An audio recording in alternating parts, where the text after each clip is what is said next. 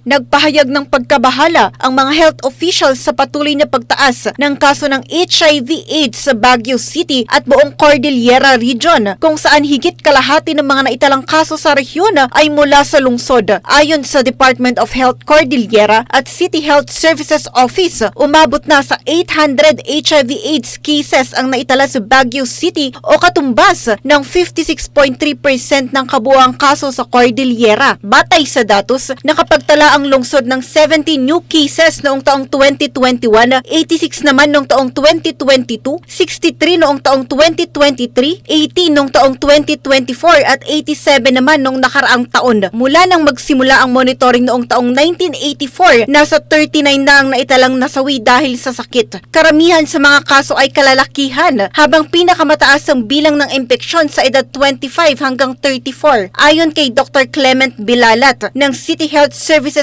Office, tinatayang nasa 1,300 HIV cases na ang maaaring mayroon sa Cordillera, kung saan nasa 500 pa rito ang hindi na-diagnose o hindi pa natutunton. Dahil dito, mas pinaigting ngayon ng mga otoridad ang information campaign, HIV testing, treatment programs at condom use advocacy upang mapigilan ang pagkalat ng sakit. Kasama mo mula dito sa 103.9 IFM Baguio, ito si Idol J. Ann Calis, Tatak, RMN. RMN Network News.